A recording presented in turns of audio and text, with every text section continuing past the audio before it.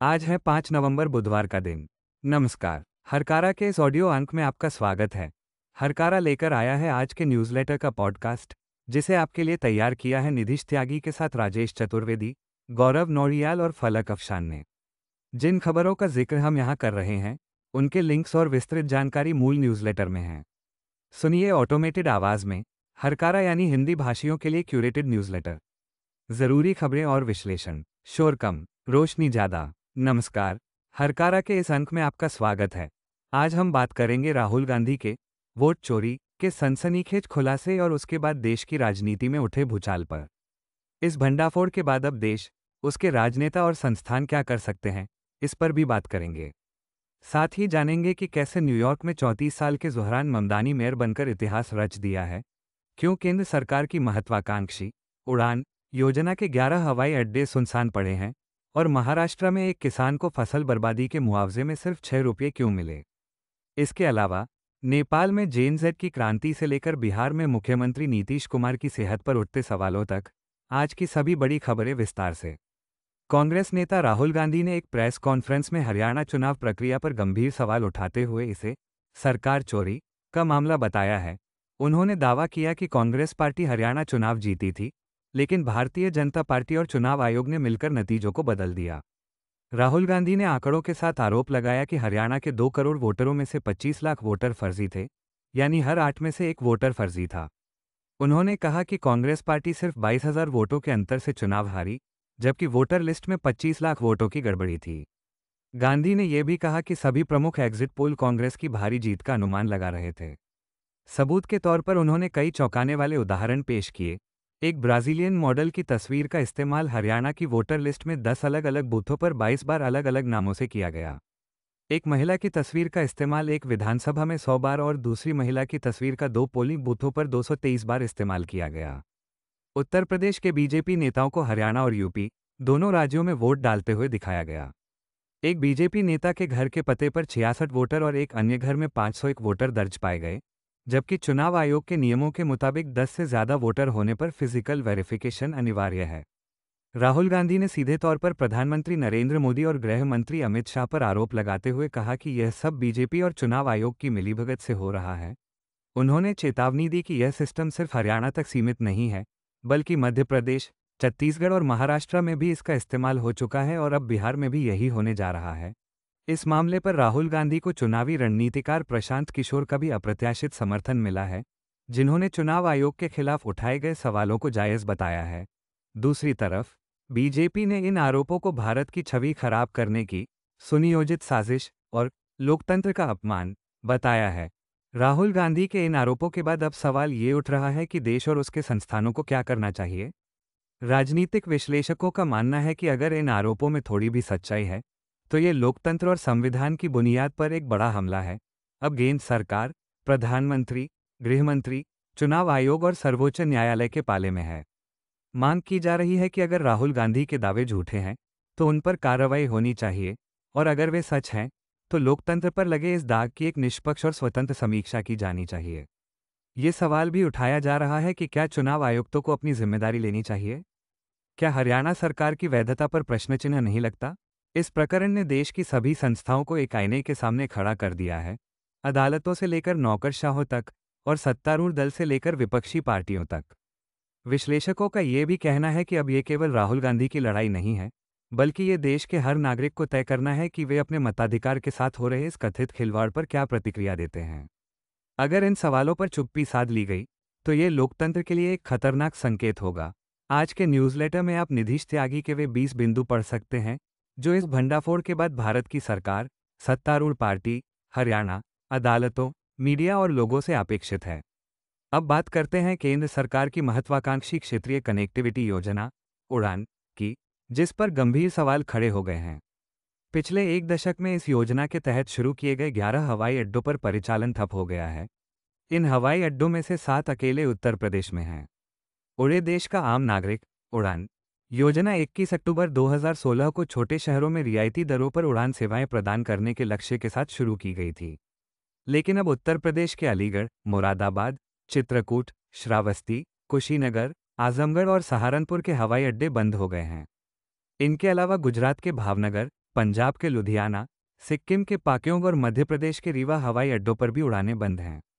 इन हवाई अड्डों पर सेवाएं बाधित होने के कई कारण हैं, जिनमें मौसम की समस्या, यात्रियों की बहुत कम संख्या, एयरलाइनों की अरुचि और तकनीकी सुविधाओं की कमी शामिल है। उदाहरण के लिए, कुशीनगर अंतर्राष्ट्रीय हवाई अड्डे से यात्रियों की कमी के कारण उड़ानें बंद हो गईं। वहीं चित्रकूट में दृश्यता संबंधी चिंताओं के कारण एयरलाइंस रुचि नहीं दिखा रही हैं। कई हवाई अड्डों पर फ्लाईबिग एकमात्र एयरलाइन थी जो उड़ानें संचालित कर रही थी, लेकिन उसने भी अपनी सेवाओं में भारी कटौती कर दी है। महीनों से एक भी व्यावसायिक उड़ान न होने के कारण इन हवाई अड्डों पर सन्नाटा पसरा हुआ है, जिससे क्षेत्रीय कनेक्टिविटी को बढ़ावा देने की योजना को बड़ा झटका लगा है। न्यूयॉर्क शहर में एक राजनीतिक भूकंप आया है। 34 वर्षीय डेमोक्रेटिक सोशलिस्ट ज़ोहरान ममदानी ने शहर के शक्तिशाली अभिजात्य वर्ग को पछाड़ते हुए मेयर का चुनाव जीत लिया है। यह एक ऐतिहासिक जीत है, जिसके शहर और देश की राजनीति के लिए गहरे मायने हैं। ममदानी न्यूयॉर्क के पहले मुस्लिम और पहले दक्षिण एशियाई मेयर होंगे और एक सदी से भी अधिक समय में शहर के सबसे युवा नेता बनेंगे। साल की शुरुआत में ममदानी को कोई बड़ी राजनीतिक हस्ती नहीं माना जाता था। युगांडा में जन्मे और 7 साल की उम्र में न्यूयॉर्क आए, इस युवा नेता ने एक ऐसा अभियान चलाया जिसने शहर की राजनीति के नियमों को ही बदल दिया। उन्होंने पारंपरिक मीडिया को दरकिनार करते हुए सीधे मतदाताओं से संपर्क साधा। उनका अभियान शहर के बढ़ते सामर्थ्य संकट पर केंद्रित था, जिसने एक विविध गठबंधन को आकर्षित किया। प्राइमरी चुनाव जीतने के बाद ममदानी को न्यूयॉर्क के शक्तिशाली व्यापारिक और राजनीतिक अभिजात्य वर्ग के तीव्र विरोध का सामना करना पड़ा, लेकिन उन्होंने रियल एस्टेट और वित्त जगत के दिग्गजों के साथ दर्जनों बैठकें करके प्रतिष्ठान को साधने की कोशिश की। मंगलवार को अपनी जीत के बाद ममदानी ने अपने विजय भाषण में एक समावेशी भविष्य का वादा किया। उन्होंने कहा, राजनीतिक अंधकार के इस क्षण में न्यूयॉर्क रोशनी बनेगा। हालांकि ममदानी का रास्ता कांटों से भरा है। उन्होंने मुफ्त बस सेवा और सार्वभौमिक बाल देखभाल जैसे महत्वाकांक्षी वादे किए हैं, जिन पर अरबों डॉलर का खर्च आएगा। इसके लिए उन्होंने अमीरों पर टैक्स बढ़ाने का प्रस्ताव दिया है, जिसका राज्य सरकार पहले ही विरोध कर चुकी है। इसके अलावा राष्ट्रपति ट्रंप ने उन्हें बार बार कम्युनिस्ट कहा है और शहर की संघीय फंडिंग में कटौती करने की धमकी दी है। ममदानी का कार्यकाल ये तय करेगा कि क्या प्रगतिशील राजनीति अमेरिका के सबसे बड़े शहर में सफल हो सकती है। बिहार विधानसभा चुनावों से पहले मुख्यमंत्री नीतीश कुमार की मानसिक स्थिति चर्चा का विषय बन गई है। विपक्ष इसे लेकर मुख्यमंत्री पर निशाना साध रहा है। हाल ही में एक वर्चुअल इवेंट के दौरान कैमरे में नीतीश कुमार बार बार हाथ जोड़कर मुस्कुराते हुए कैद हुए, जिससे सवाल उठने लगे कि वो किसे देख रहे थे। हालांकि स्क्रॉल की एक रिपोर्ट के अनुसार मुख्यमंत्री के कई समर्थक अभी भी उन्हें एक और मौका देने को तैयार हैं। लेकिन कुछ लोग मानते हैं कि अगर नीतीश कुमार वास्तव में स्वस्थ होते तो वो अब तक स्वेच्छा से कुर्सी छोड़ चुके होते। कुछ समर्थकों ने यह भी सुझाव दिया है कि नीतीश को धीरे धीरे पार्टी का नियंत्रण अपने बेटे निशांत कुमार को सौंप देना चाहिए। इस बीच द वायर की एक रिपोर्ट में खुलासा हुआ है कि केंद्रीय मंत्री और जदयू नेता ललन सिंह ने पिछले साल लोकसभा चुनाव से 3 महीने पहले मुख्यमंत्री के बेटे निशांत को 91 लाख रुपये का एक पेंट हाउस उपहार में दिया था। हालांकि शहर के कई बिल्डरों का अनुमान है कि इसकी कीमत दोगुनी से भी ज्यादा है। गिफ्ट डीड में ललन सिंह ने कहा कि उन्होंने ये फ्लैट निशांत के प्रति अत्यधिक स्नेह और प्यार के कारण दिया है। महाराष्ट्र के छत्रपति संभाजीनगर जिले के एक किसान ने दावा किया है कि भारी बारिश और बाढ़ से हुए फसल के नुकसान के लिए उसे सरकार से मुआवजे के तौर पर महज 6 रुपये मिले हैं। पैथन तालुका के डावावाड़ी गांव के किसान दिगंबर सुधाकर तांगड़े ने बताया कि जब उनके बैंक खाते में 6 रुपये जमा होने का मैसेज आया तो वो हैरान रह गए।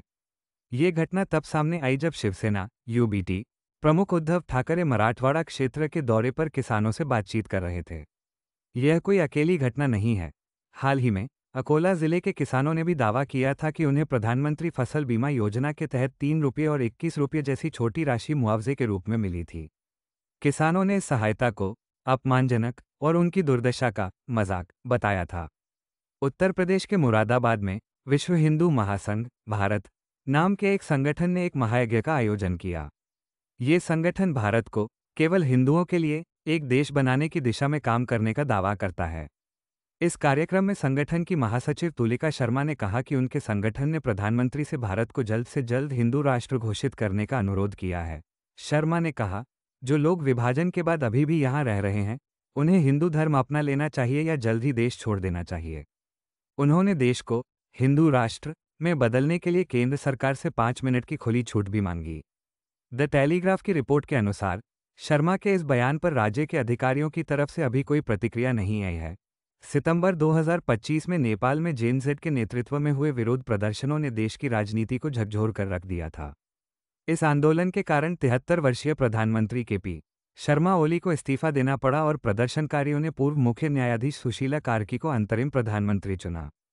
इन प्रदर्शनों में 70 से अधिक लोग मारे गए थे। अब 2 महीने बाद भी स्थिति अनिश्चित बनी हुई है।